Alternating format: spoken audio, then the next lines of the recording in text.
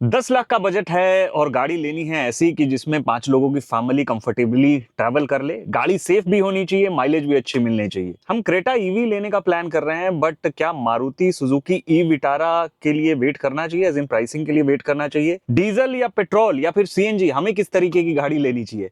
ये दरअसल बहुत सारे ऐसे सवाल हैं जो आप लोगों के आते हैं मेरे पास ओवर इंस्टाग्राम, यूट्यूब के कमेंट्स में भी बहुत सारे ऐसे सवाल आते हैं। बहुत ऐसे शॉर्ट्स मैं बनाता हूं जिनसे मोस्टली ऐसे सवालों के जवाब मिल जाते हैं, लेकिन कुछ क्वेश्चन जो होते हैं वो बहुत ही ज्यादा इंपॉर्टेंट होते हैं। और आज ये यूट्यूब की जो वीडियो है ये डेडिकेटेड है इन्हीं क्वेश्चंस को लेकर। So welcome back to another video. मेरा नाम है आरजे सत्यम एंड इससे पहले कि हम वीडियो में आगे बढ़े, चैनल को सब्सक्राइब जरूर कर लें and hit the bell icon, ताकि जब भी मैं कोई ऐसी नई वीडियो डालूं नोटिफिकेशन आप तक पहुंच जाए। और ये जो वीडियोस हैं ये काफी ज्यादा फुल ऑफ इंफॉर्मेशन होती है, तो आई एम श्योर कि ये वीडियोस आपकी हेल्प करने वाली हैं। सो एज आई सेड, बहुत सारे सवाल आपके आते हैं ओवर सोशल मीडिया, तो चलिए आज कुछ सवालों के ऊपर हम बात करते हैं जो सवाल मेरे पास हाल फिलहाल में रिसीव हुए हैं।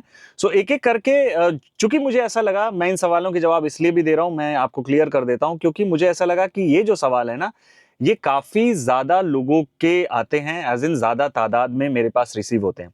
तो जो सबसे पहला सवाल है, हमारे एक फॉलोअर हैं, उन्होंने मुझसे सवाल किया है कि मैं एक ईवी लेने का सोच रहा हूँ, क्रेटा ईवी मैं डिसाइड कर चुका हूँ। साथ ही मैं ये भी जानना चाहता हूँ कि B6 के बारे में आपके क्या ख्याल हैं अगर हम क्रेटा से इसका कंपैरिजन करते हैं। और ई विटारा, मेरा जो मेजर रिक्वायरमेंट है, जो मेरी प्राइमरी रिक्वायरमेंट है, वो है रेंज। तो इस पर थोड़ा प्रकाश आप डालें। वेल सर, थैंक यू सबसे पहले तो इस सवाल के लिए। बहुत ज़रूरी सवाल है ये। आंसर कर देता हूं मैं आपके सवाल का। सबसे पहले, चूंकि आपने बताया कि आपका जो रेंज है वही सबसे बड़ी रिक्वायरमेंट है। क्रेटा ईवी की अगर बात हम करें ना, तो क्रेटा ईवी मोटा मोटी आपको दो बैटरी पैक ऑप्शंस में मिलती है, 42 kilowatt hour and 51.4 kilowatt hour. जो इसका क्लेम्ड रेंज होता है, जो बड़ा बैटरी पैक है, उसका होता है 473 किलोमीटर का। तो आई एम श्योर रेंज जो है आपका अगर कंसर्न है तो बड़ा बैटरी पैक ही आप देख रहे होंगे। क्रेटा ईवी की प्राइसेस शुरू होती हैं 18 लाख से। जो 42 किलोवाट आवर वाला बैटरी पैक है वो होता है 18 लाख रुपए का, एक शोरूम की मैं बात कर रहा हूं। अगर बात इसके बड़े बैटरी पैक ऑप्शन की करें ना, जिसमें आपको 473 किलोमीटर की रेंज मिलती है, तो ये वाला जो वेरिएंट होता है ये होता है स्मार्ट ऑप्शनल एलआर करके, और इसकी प्राइसेस जो हैं ये शुरू होती हैं लगभग 21.5 लाख के आसपास। एक शोरूम की मैं बात कर रहा हूं। लेकिन यहां पर मुझे लगता है कि जो आपने पूछा ना कि क्या महिंद्रा B6 एक बेटर ऑप्शन हो सकता है या कैसी है, तो मैं आपको बता दूं कि महिंद्रा B6 जो है ये आपको इंट्रोडक्टरी ही 59 kilowatt hour battery pack option के साथ मिलता है, जिसमें आपको जो क्लेम्ड रेंज मिलती है ना वो मिलती है 534 किलोमीटर की।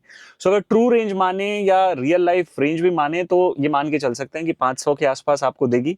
क्रेटा में जो बड़ा बैटरी पैक है जिसमें 473 की आपको रेंज मिलती है, उसमें हम ये मान सकते हैं कि ये जो रेंज होगी ये हो जाएगी लगभग 450 के आसपास की। सबसे जो कमाल की चीज है वो है महिंद्रा B6 की प्राइसिंग।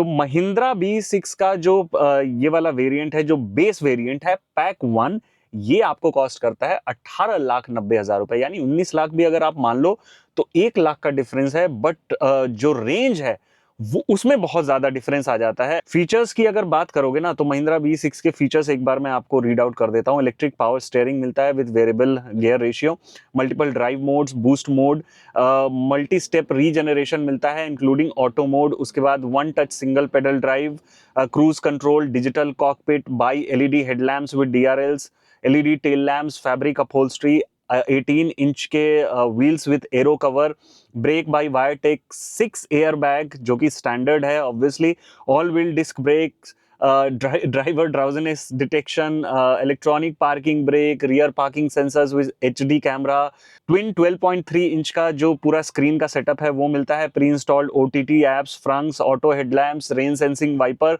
और ये जो लिस्ट है ये बहुत ही ज्यादा लंबी है। अगर इस हिसाब से आप कंपैरिजन कर रहे हो ना, तो BE6 जो है वो एक बेहतर पिक हो सकता है आपके लिए। आपके सवाल में एक और चीज थी कि ई विटारा के बारे में। ई विटारा मैंने पर्सनली भी देखी है at the Bharat expo, and मुझे लगता है कि बहुत अमेजिंग गाड़ी है। अंदर से बिल्कुल फील नहीं होता कि मारुति है। ये भी दो अलग अलग बैटरी पैक ऑप्शन में ऑफर की जाती है। 49 किलोवाट आवर और 61 किलोवाट आवर का बैटरी पैक। जो 61 किलोवाट आवर का बैटरी पैक है इनका, वो 500 किलोमीटर की क्लेम्ड रेंज देता है। तो अगर रियल लाइफ आप रेंज मानोगे तो 475 आएगी। तो इस केस में भी मतलब अगर क्रेटा से आप कंपैरिजन करोगे तो क्रेटा के कंपैरिजन में ई विटारा भी जो है वो एक बेहतर पैकेज है। लेकिन क्या है कि ई विटारा के प्राइसेस को अभी तक अनाउंस नहीं किया गया है।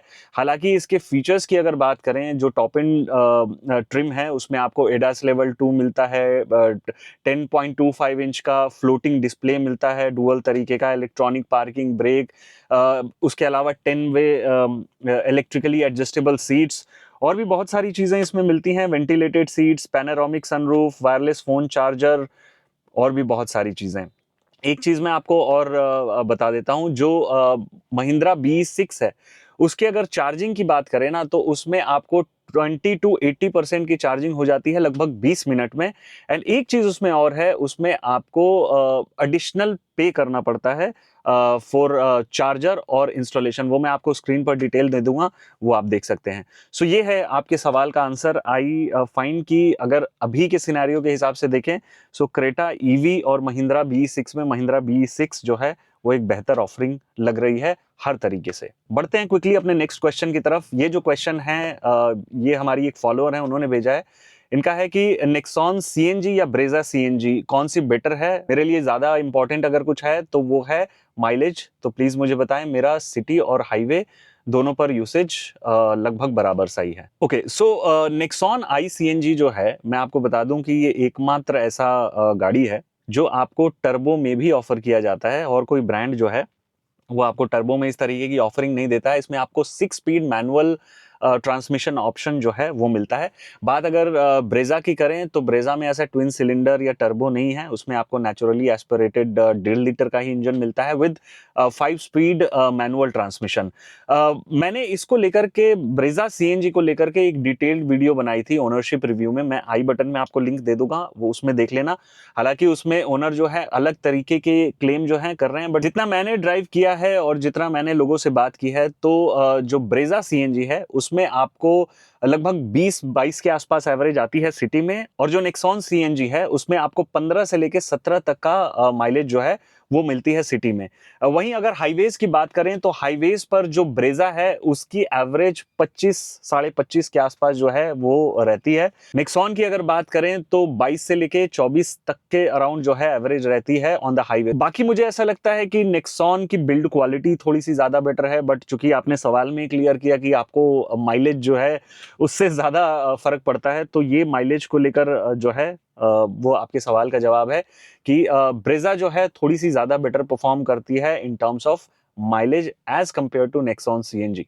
हमारा जो अगला क्वेश्चन है ये बड़ा इंटरेस्टिंग क्वेश्चन है। इन्होंने पूछा है कि मैं बहुत ज्यादा कंफ्यूज्ड हूँ, XUV 700 थ्री रो और टाटा सफारी थ्री रो, तो मुझे कौन सी लेनी चाहिए। फैमिली का मन जो है वो XUV 700 का ही कर रहा है, बट मैं सोच रहा हूँ टाटा सफारी लेने की। सो प्लीज मुझे बताइए।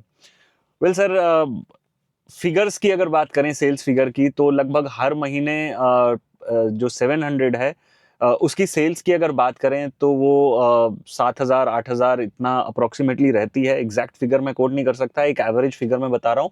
वेयर अगर सफारी के सेल्स की बात करें तो उसकी सेल रहती है 1,800 1,900 2,000 भी रही है किसी किसी महीने।